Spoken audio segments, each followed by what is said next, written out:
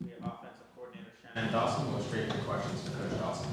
Coach, I asked Mario the same thing, but just what's it say about the will and all that on a play where every season NC fought to get the centimeter or millimeter, whatever it was needed to keep that track going? I mean, that about sums it up, right? And that wasn't the only time in that game that happened. You know, there was one of the scoring drives, we had a 3rd and 6, and he ran over a guy for a first down.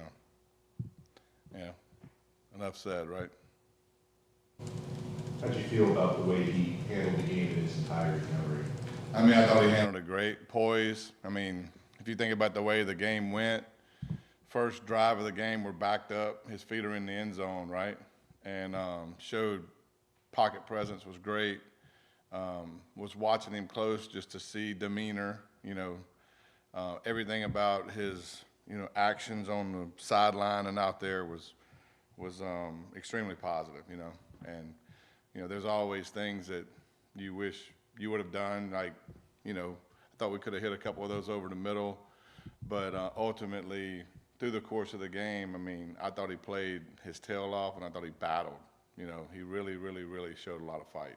What about the way Tyler handled everything throughout the week and then actually having to come in at the end of the game? Yeah, I mean, extreme professional, right? I mean, I told him, I said, look, you know, this is, it's not the first time this has ever happened in the history of football.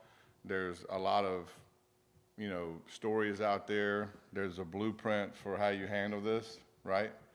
And I thought he handled it great. You know, he was great all week, practiced great, was great on the sideline, was great with Emory. I mean, look, that's what you got to do, you know. I mean, heck, you know, there's very few people that have played this game that haven't been in that situation. I've been in that situation, you know. I mean, it's just the way it is. I mean, you got to, you know, I mean, you got to take the high road, and you got to be ready for your next opportunity. And that's what I preach in that room is like, look, when you get your opportunity, you take advantage of it, you know. And if something happens that takes you off that road, when you get your next one, you take advantage of it. And that's the reality of the sport. Shannon, it seems like Jacoby George has really come along this year. Leads you guys, I think, in receiving yards and touchdowns. Had a great game on Saturday. Just how has he grown throughout the season to where he is now? You know, I mean, he's become a really steady player. You know, in games like that, man coverage, I mean, he's got wiggle. He sticks his toe in the ground. He's made a lot of big plays through the course of the year.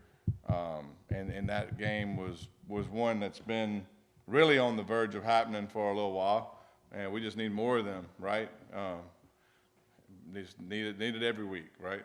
That's the key. Just consistency, right? Consistency. 85-yard touchdown catch that he had. What did you see from the sideline on that play? Like, were you surprised he caught it?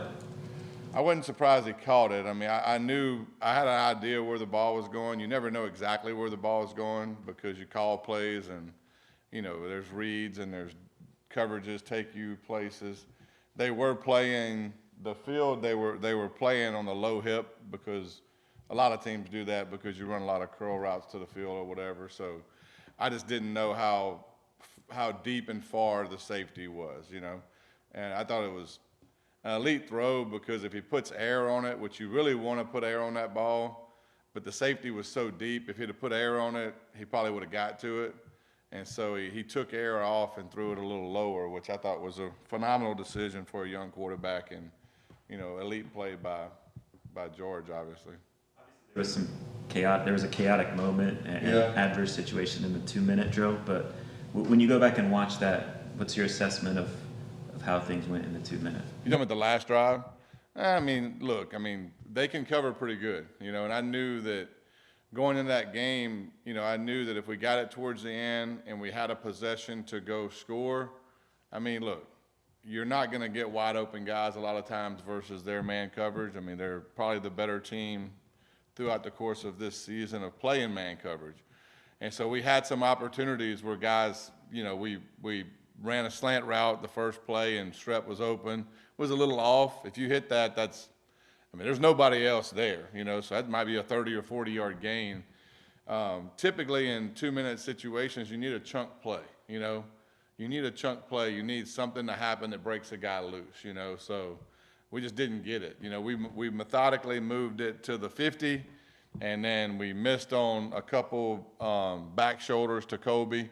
And then the last play was trying to run an out to Strep, and they covered it decent. I thought he got open a little bit late, but you know, I mean, that's more of a testament to those guys. I mean, the two things that they do good on defense is they rush the passer and they cover. Well, what do you got to do in 2 minutes? You know, you gotta protect and throw. So we tried to hit them on a run. I think it was 1:13 left.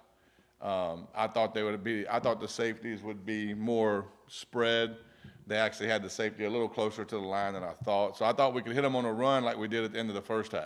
I don't know if you remember that at the end of the first half. We hit them on a run that got it down there.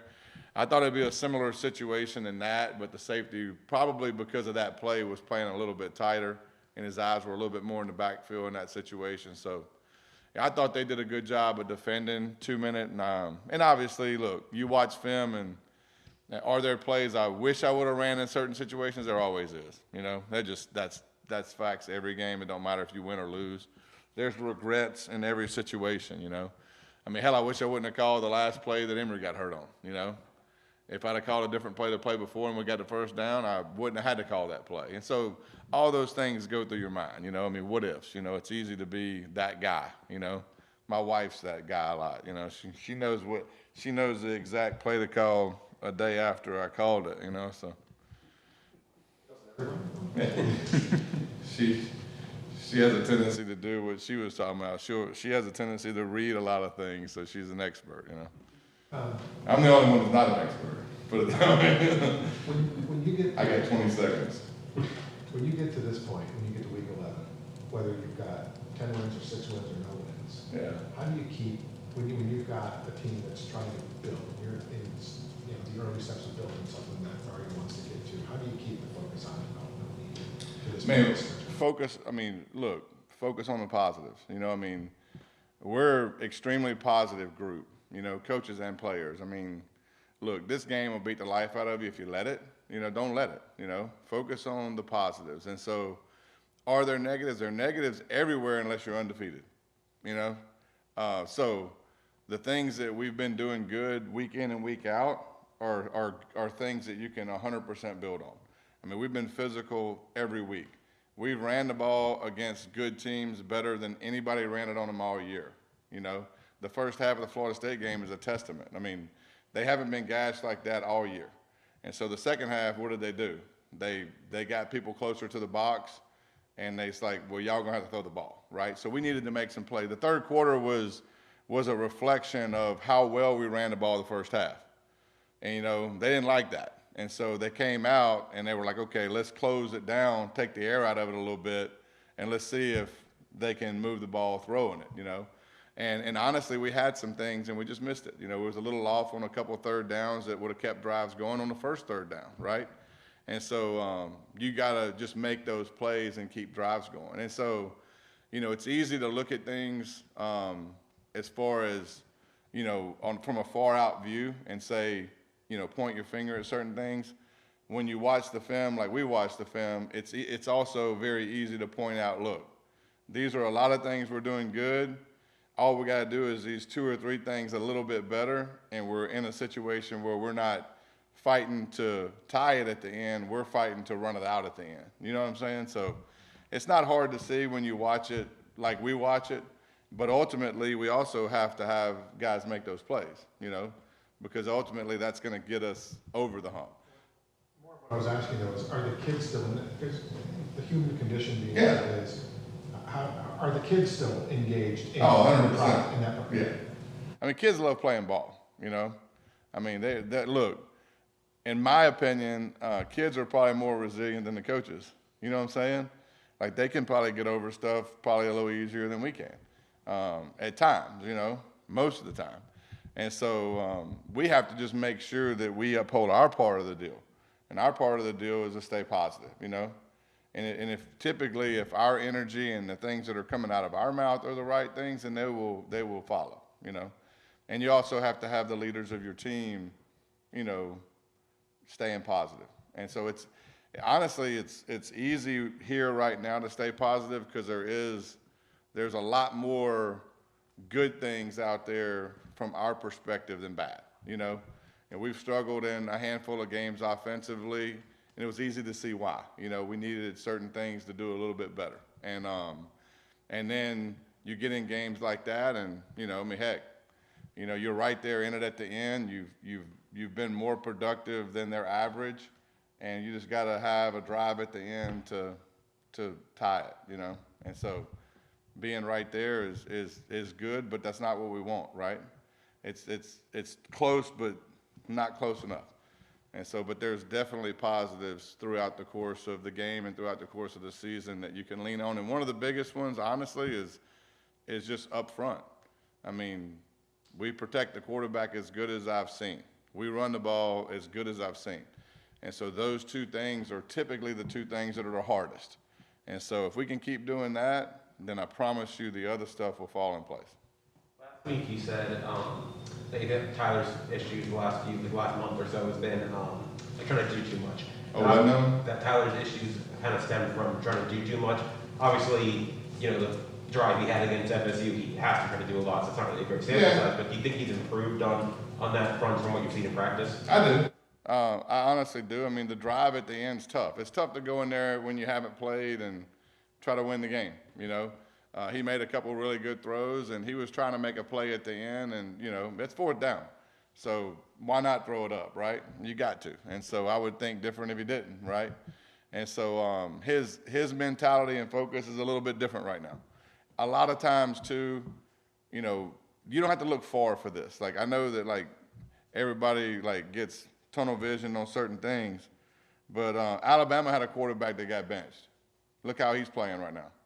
You know what I mean? So when I say the blueprint's out there, you don't have to look 10 years in the past. Just look around, right? And that's my point, is don't feel like that you're the only person going through something, or you're the only person that has to go through something, right? There's somebody right down the road that's going through it, or right down a couple states over that's going through it, you know, and they're handling it really well, and they took advantage of the next opportunity. And I would be shocked if that doesn't happen, you know? What challenges does the Louisville defense pose? You know, it's like week in and week out, it seems like, you know, I look at statistically, and they're, you know, every defense is like close to the top, and then this defense is the top, you know, scoring defense. And so they're very similar to the last couple of defenses we've played. You know, you look at NC State, Florida State, and them, I mean, they're, you know, they're not giving up a lot of points. They're not like giving up a lot of yards. Their 3rd down is really good because they rush the quarterback really well. So, you know, it's going to be one of those games where we got to grind out drives and grind out points, you know. And I thought last week to this week, you know, we did a much better job in the score zone, -1 possession. But I thought, you know, the one at the end of the half, you know, I wish I would have called another play before the field goal, you know. But you know, when things are going fast and you call a play and it don't work, it's easy to look back at it. But, you know, ultimately, the way everything went was to the T to get us to the end and hopefully, you know, have that drive. When you get toward the end, do you go back to the book and say, I still got this to break out, I still got this I haven't shown yet? Are there certain things that you... There are. I mean, the 4th down play we ran that Emory got hurt on, you know, that was a play that in a crucial time we were going to run. And that time presented itself, you know, much like at the end of the half, the option route we threw to Bouchard, that was a specific time, game, specific yard line. We got to that point, it was the right time to call it. Now, there's always a handful of plays that you work during the week that those opportunities don't present themselves, you know. And so that's probably more frustrating to me than anything, is when you feel like you have certain things and then you look back and you're like, well, you know, but you just carry them over, you know. You just keep carrying them week to week, and hopefully those opportunities present themselves. And sometimes I've carried things throughout the year that we ran in the bowl game. You repped it for 10 weeks, you know. And so it's just one of them deals, is when it gets close to the end, you're like, you look at the baggage and you're like, well, you know, we better get rid of this, you know. So some of that happens too. Some moments in your coaching time where it kind of started out good, went astray the way it kind of has here, and then you were able to get it back? I honestly think it happens most years, you know. The ups and downs. Yeah, because I mean, it's just the way seasons go unless you win every game, you know, which you have a couple seasons throughout, you know, I can think of a handful of years, like when we, you know, at Houston a few years ago, we went 12-2, or 12-1. We lost our first game and last game of the season. We lost the kickoff classic to Texas Tech, and then we lost the championship game to Cincy, and then we won every game in the middle, right? But the year before, I think we won 3, or whatever it was, right? And so it's really up and down. So, you know, most times seasons are up and down. You know, you're going to hit peaks and you're going to hit valleys. You know, hopefully the way that this program is being built, it's being built in such a way where, you know, it's more steady at the top. Does that make sense? And I think that's obviously the path we're going. You know, to think that it was going to happen this year, we were all hoping, right? Started out pretty good. Part of the deal, too, I mean, everybody, you know, wants to know sometimes why you don't play well. Well, sometimes you got to give the other team a little bit of credit, too. You know, you start playing a little bit better teams, conference plays towards the end of the year. That matters a little bit also, you know. And so you just look at how everybody's schedule lies, you know, and then you can, you know, you can logically look at things and see why things are, you know. Jakari's going to be competing. Yeah. Tyler starting, Jakari competing. In practice, does that mean Jakari gets any first-team looks, or is it primarily just he's running with the twos? We'll see how it goes. I mean, I haven't really mapped out practice for Tuesday and Thursday yet. It's in the process right now, but he was ready to go last week. Honestly, you know, if I saw any reason to put him in, I would have, you know. To me, honestly, I never saw Emory wavering, you know. I thought it was a very steady approach by him. And I thought, you know, and look, you know, the moment that you make, okay, I'm going to put somebody in for a drive, then maybe Emory never gets back on track. You know, I mean, there's a rhythm and way that things are that I'm very conscious about interrupting, you know, and it's who I am. And so, you know, I'm keeping a very close eye on everything. And look, he's ready to roll, you know, and so if we need him, he will be there. And no different between him, Emory, and Tyler. I preach the same thing with every one of them, is when you get that opportunity, take advantage of it, you know. And that's really life, but football, I mean, all you can do is work up to the point to where you put yourself in that opportunity, then when you get it, hey, let's take advantage of it, you know. Last question, Coach Dawson. Is that really the kind of kid, and he's got obviously bigger stuff to deal with right now, but when you show him film, he was incomplete on 9 straight passes, but like only. He was what now? He was incomplete on 9 Yeah. in the second half. To be fair, I think only one of them was probably a bad throw. I mean, they, like you said, they do cover pretty well. Yeah. Is he the kind of kid that can look at beyond the numbers and say, God, 8 for 23, I was terrible? Does he understand, does he have that yet? That I think it's so. not just what the stats say sometimes? Well, I mean, yeah. I mean, the fact is, when teams play man coverage like that, your percentages are probably going to go down a little bit, you know. And your big plays should go up. Like, there's a ebb and flow of like, okay, if you sit there and you play a zone defense, I mean, you should be 70% completion, right, around there. The more people play man that can play man, right? It's different if you can't play man, right? Everybody understands that. But if they can play man, then obviously windows are smaller. 50% completion percentage is typically pretty good against those really, really good high-end man teams, you know? And so I look at things with a very clear lens when it comes to that. Now, I will say this, you know, to tell you, if I gave you any kind of glimpse of what kind of kid this kid is, right? He's sitting there. I go to the hotel room yesterday, and right the moment I walk in, he says, Coach, sorry about the third quarter. I was like, I mean, really, you know? But that's just, I mean, that's how his mind is, you know? And so, and it's never all on one person, you know? I mean, everybody's got to do their job, and but he's very conscious of, like, the flow of the game and all the rest, you know? We struggled in the third quarter, but it wasn't all him either, you know? I mean, we were, you know, and a lot of it was them, you know? They went in at halftime, and I'm sure what they got was elaborate, because we were sitting there with 200 and something yards in the first half. They hadn't given up that this year. And so they weren't happy. So they came out in the third quarter and they tightened it down a little bit. And then we didn't respond like we wanted to. Now in the fourth quarter, we got back up to around 7 yards of play, and we gave ourselves a chance to get back in the game. We have to do a better job in the third quarter in that specific game. And it's not just him, it's just overall. Thanks, Coach. Appreciate that.